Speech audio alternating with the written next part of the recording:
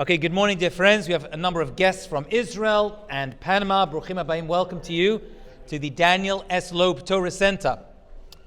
A lot to discuss this morning. We're going to see and meet a giant today whose mission in life was to destroy the Jewish people, and his way of thinking is still with us.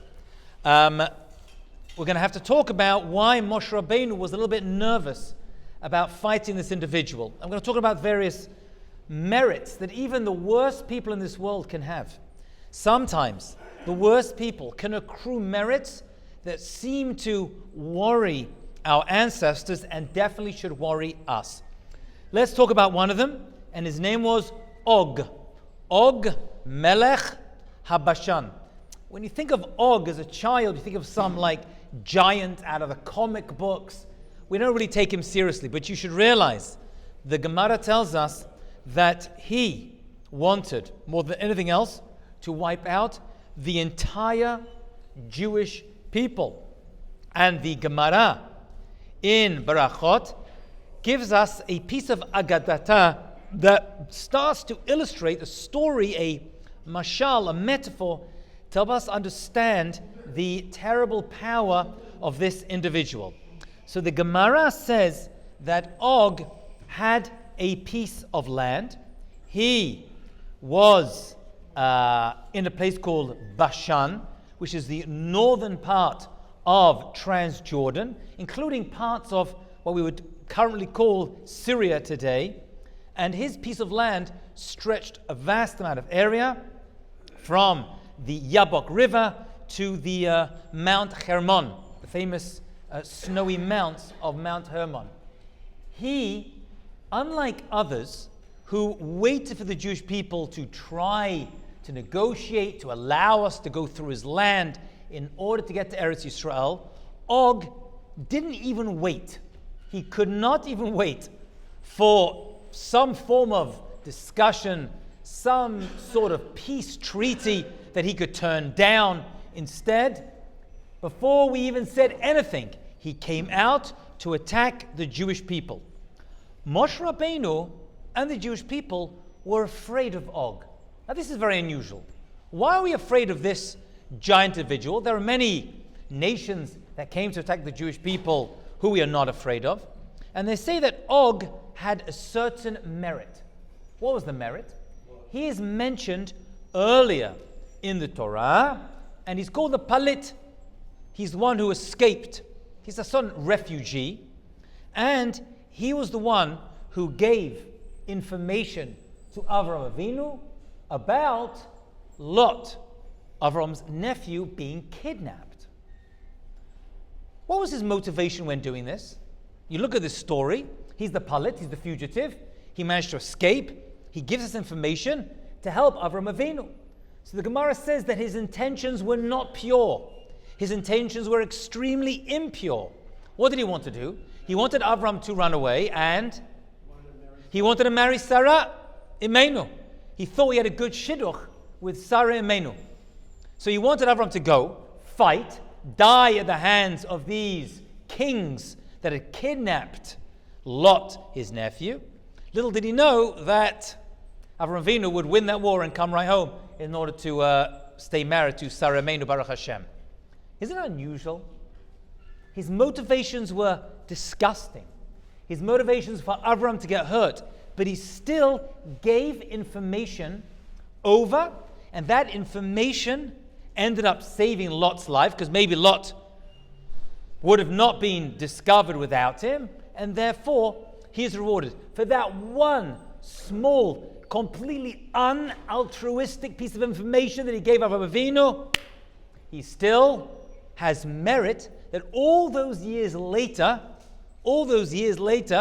he survived the flood, he survived the Mabul, and Moshe Rabbeinu a little bit nervous. Let me tell you what the Gemara in Barachot, page 54b, tells us about Og's attack on the Jewish people, and I'm going to update it so you know that the Ogs of the world are still there. We should be nervous of their merits. The Gemara says the following very unusual story. Again, this is allegorical, it's not literal. It says that Og, when Moshe Rabbeinu, the Jewish people, started to come close, he preempted a strike against us. And he saw how big the Jewish people were, and they were a few parasangs long. Basically, he saw the Jewish camp was, a parasang is about, 4 or 5 miles. He saw they were like 14 to 15 miles wide. So he found a mountain that was exactly that size. He found a mountain that was 4 or so parasangs big, and he wanted to crush. It was the perfect size to crush the entire Jewish people in one go. Okay, that's interesting. He lifts up the mountain above his head in order to crush the Jewish people. Hashem did a miracle. He put little ants inside this mountain. These ants started to eat away this mountain, which Og was holding, this multi-mile mountain above his head. Again, it's not literal. They're giving a lesson over here, which I'll explain to you in a second. And the ants started to eat away at this mountain to such a degree that the mountain became loose in his hands, ended up falling onto his head. And he wasn't able to push this mountain off his head. This is Og. As he's trying to push it off, his teeth grew very, very long. This is a miracle that God did. Because his teeth, were too long, he wasn't able to push the mountain off his head. And Moshe Rabbeinu was able to attack him. Moshe Rabbeinu took an axe that was 10 amot long. Moshe Rabbeinu himself was 10 amot tall, and he jumped up 10 amot and was only able to hit the heel of Og. The mountain crushed him, killed him, and that was the end of Og Melech HaBashan. What is this Gemara of Brachot telling us? What is the secret message that the rabbis are trying to give us about Og? Let me give you a little bit of an explanation of this Agadata, this piece of Gemara that the Gemara is giving us about Og Melech HaBashan. First of all, he tried to kill us in one go. He took a mountain that was able to crush us all. Just like our enemies today try to attack us in order to wipe out every single Jew. It's nothing new that they try to throw bombs on us and kill us. These little ants had very little mouths, and these ants were able to eat away this mountain, which ended up killing and destroying Og Melech HaBashan. The rabbis tell us these mouths of the ants are like the Jewish mouths full of tefillah. One tefillah is not enough.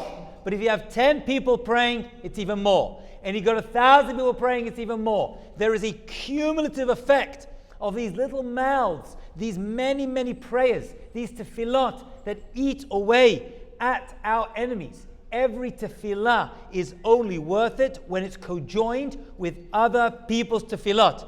It was the tefillot of the Jewish people that were able to bring this mountain that he wanted to pull upon us onto Og Melech HaBashan. What is the idea of this 10 amot? So 10 always represents an amount of shlemut, of completeness. So he was 10 amot. Moshe Rabbeinu wasn't literally 10 amot. That means he perfected himself as though he was a perfect 10. And he was able to jump. He had the schut of jumping a complete 10 as well. And even then, he could just take on the heel.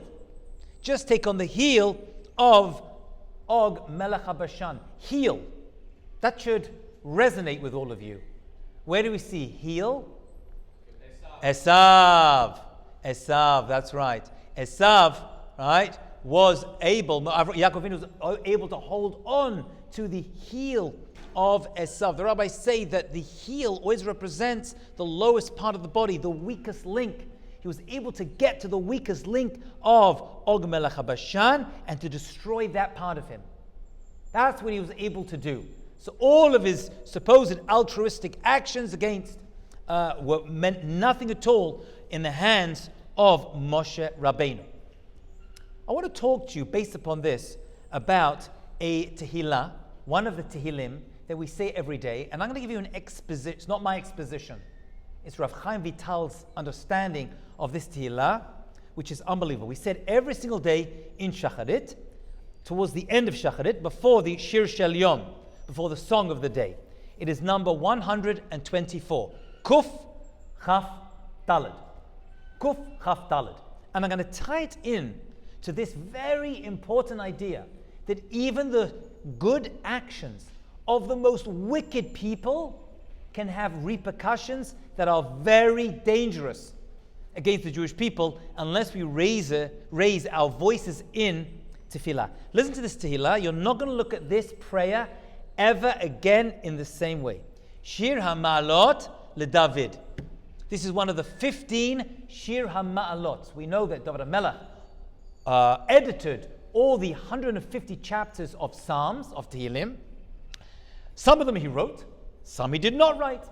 Some written by Adam Rishon, Avraham, even the children of Korach and grandchildren ended up writing some of Tehillim. This is one of King David's. So this is going to involve him in a very personal way. Says King David, Lulei Hashem she'elanu, had it not been that Hashem was with us, Yomana Yisrael, you should say loudly, Lulei Hashem she'elanu, that if it wasn't for God, Bakum Alenu Adam. If it wasn't for God, we would have a problem that Adam would stand against us. It doesn't tell us who this Adam is. It's left anonymous by King David. I'm going to tell you who it is in a moment. Azai, but we know a little bit about Adam. This Adam who is being spoken about that comes to attack us, says King David, that he has the ability to swallow us up. Azai chayim balaunu.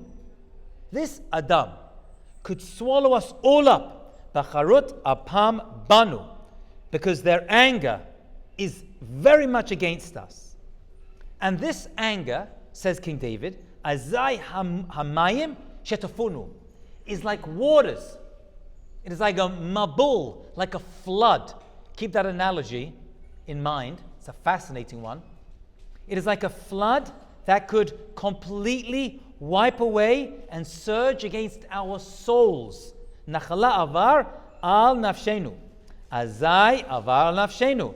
Then they would surge against us, these treacherous waters, Hamaim Hezedonim. These waters that they want to completely swallow us up in. Nimlata mipach yokshem. God allowed our souls to escape this flood of water. You should be getting it already. That came to get us. But we are like birds. We are like birds. We were able to escape this flood, hapach nishbar, this trap, the hunter's snare that held us, va'anachnu nimlatnu. We were able to escape like fugitives. Ezreinu b'shem Hashem. Our help is through God, or Seshemayim Varetz, because God is the one who created heavens and earth. What is King David even talking about? Who is Adam? What is this flood? What are they trying to do to us? And why are they trying to attack us? And why is it King David himself who felt that he had to author this particular psalm of King David? Comes along Rav Chaim Vital on his explanation of Tehillim, Eitz Hadat, and he says the following explanation. There is one person in the Torah who is called Adam. Who is referred to in the Torah as Adam? Besides Adam Rishon, right? He's Adam. But who is referred to as Adam? So only one person that I know of. Pera Adam. Yishmael. This Tehillah, he says, is talking about Yishmael, more importantly about his descendants who are going to at one point try to swallow us up. They're going to come, they're going to try to swallow us up. And they have merit, he says. They have merit. Like Og, Melech of Bashan, they have merit that they use against us, he says. What is the merit of these Bnei Ishmael, these individuals who David HaMelech is like, wow, had it not been for Hashem, they would have completely flooded us with their attacks. These Arabs who come to attack us, had it not been for Hashem, Bnei Ishmael would have completely wiped us out. He says that they are the Arabs, they are going to be the individuals who live in the land of Israel at the end of days. They're going to live in the land of Israel at the end of days. They are Adam. Is Adam an insult or is it a compliment? If I say you're an Adam, am I insulting you? Am I giving you a compliment?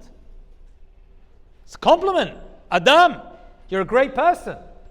The other people we've had to deal with, the other nations who came to attack us, the other Galut exiles, Daniel the prophet refers to them by animals. By animals. Bavel, Babylonia, Nebuchadnezzar was a lion. The Persians are the dove, the bear. Tigers, lions, bears, crazy creatures. Not Yishmael. Yishmael, he says, are Adam. Why? Because they have two mitzvot that they do beautifully. And what are those mitzvot?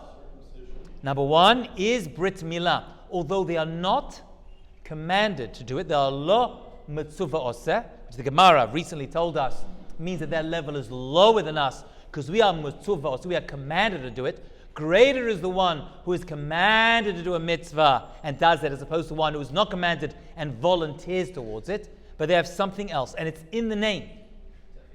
Tefillah, prayer. Yishmael. God listens. By the way, it's a beautiful name, Yishmael. And we see in the Gemara, Rabbi Yishmael Omer. I gave a shiur last night at someone's home, and I said, you don't really see the name Yishmael anymore. And there was some Sephardi guy there, some Persian dude, he's like, I have a cousin Yishmael. I'm like, that's unusual. Right? It went, but it is a beautiful name. Yishmael, what's more beautiful than that? God listens. It kind of went out of favor, just like it's going to sound unusual, but there were many Jews with the name Adolf pre-World War II. There are schools that I know that are named, individuals who have the name Adolf. But after the Second World War, you understand that name really kind of fell out of fashion among our people. Same with Yishmael. But it's a beautiful name. What does the name mean? Yishmael. God listens. What is he listening to? He's listening to our tefillot. Why? Says King David, this is important. At the end of days, there are going to be nations who come to attack us, and they are going to flood us. What was this recent attack on the Jewish people called in Israel? The flood. They called it the flood. That is actually the name. Look it up. The name they use to describe the attack of the Jewish people, I think even the October 7th attack was called the flood. This attack was called a mabul, like a flood against us. We have the way to combat it because they have merit. He says their merit, however, is only in Olam Hazeh. In Olam Haba, once Mashiach comes, he actually goes as far as to say that's the reason they have Har HaBayit. Har HaBayit is in their hands. The Waqf control it because we don't have the merit right now. They get merit from all the prayers, all tefillah. But we have to be like the ants inside the Og Melech of Bashan parable. Every prayer that we say has to be of a higher quality to eat away at the mountain that they want to cast upon us in order to wipe us out. That is the secret, my friends, that King David is telling us. If it wasn't for Hashem able to come and rescue us, we would all perish in this tremendous flood that they want to bring upon us. I believe this Tehillah is a prophecy of King David about Acharit Yamim, the end of days, and we're experiencing this one right now. I think this prayer, this tefillah, should be the one we say against our enemies right now. There's a reason that of all of Tehillim, right, this one was stuck right there at the end of tefillah, that we should say it against these enemies who want to swallow us up. And we are like the fugitives. We're called the fugitives in this one. We're able to just escape with our lives because we're able to open our mouths in tefillah. The only way to beat them is through tefillah. Because we know that the final war of Gog and Magog is going to be won, says the prophet Zechariah and Ezekiel, through Hashem. Amalek, we have to fight. But Gog and Magog, that's Hashem's war. We have to pray to Hashem because there right now are people, Rahman Aslan, I'm going to tell you something crazy, who right now are praying for our downfall. They're praying to our God, the God of Israel, that we should be defeated in war. Wow, that's a merit. God listens to all prayers of all nations. And therefore we have to make sure that our tefillot, we don't have the quantity, there's many, many more of them, but we have the quality. Every tefillah that we say has to exceed. And that, my friends, is the secret of King David. Yishmael. At the end of days, says Rav Chaim Vital, we are going to pray and our tefillot are going to be the thing that rescue us. That's it. That is going to be the secret source to our success at the end of days against Adam, who's coming against us right now. That is it. Adam. Adam Arishon is the Aleph. Dalet is David. Mem is Mashiach. Aleph, Dalet, Mem. Abraham. David, Mashiach. Is in that merit that we're going to be able, B'ezrat Hashem, to fight off these individuals and to make sure that when they flood us, we flood them with our tefillot. Have a great, successful day. Zaka Baruch.